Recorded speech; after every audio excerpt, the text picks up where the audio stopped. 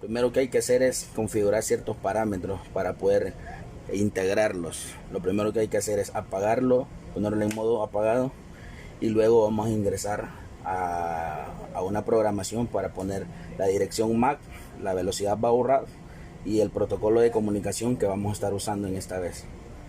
Lo primero que hacemos es apretar la tecla Program, y al apretar la tecla Program y el switch apagado, hay que ingresar una clave que es 5255 y el chequecito.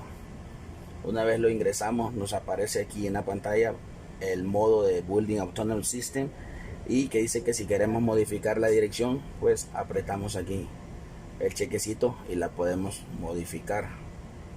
También dice que podemos modificar el tipo de protocolo. En este caso, como estamos trabajando con un sistema de gestión BACnet, pues lo vamos a dejar ahí. Lo pudiéramos cambiar a N2, API, pero lo vamos a dejar en BACnet. Hay que darle aquí porque no hemos hecho ningún cambio. En el bus mode también tenemos que poner la dirección de la MAC address, que va a ser el número de identificación de tu dispositivo en el BMS. En este caso vamos a ponerle 100, ya se lo colocamos. De fábrica el chiller viene en 0. Y vamos a modificar también lo que es la velocidad de comunicación o baud rate. En este caso tenemos 38.400. Lo pudiéramos bajar si tuviéramos un controlador menos veloz, o lo pudiéramos aumentar si tuviéramos un controlador más veloz. Ya una vez que tenemos la velocidad programada de 38.400, le damos el chequecito y lo dejamos ahí, que va a ser la velocidad de comunicación entre el chiller y el controlador BMS.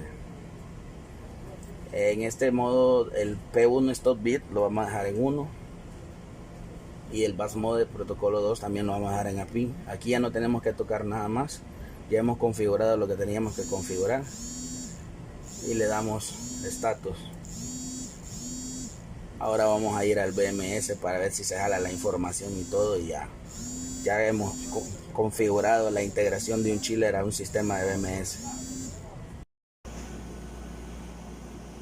Podemos ver ahorita, vamos a ver cómo hemos jalado las variables del chiller una vez que hemos configurado los parámetros de comunicación en el tablero del display del chiller. Esas son las variables. Después tenéis que hacerle la gráfica y todo. Sí. Tenemos el set point.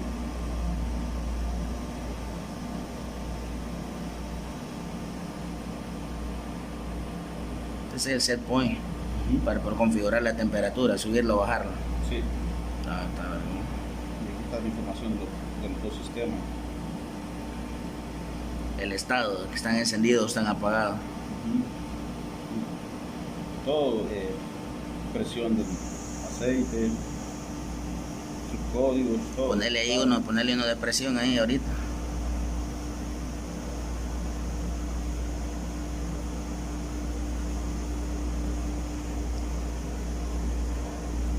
$56 PSI. Esa es la presión del aceite. Del aceite del sistema 1. Si está en reposo. Tenemos también la del sistema 2. Podemos ver, ahí están las variables. Tenemos la presión del aceite. Acabamos de ver el estado del set point. Eso es el sistema 2. Sistema 2. Tenemos la presión del sistema número 2. Vamos a ver. Es una forma rápida y vaga de explicar cómo se integra un chiller a un sistema de gestión BMS.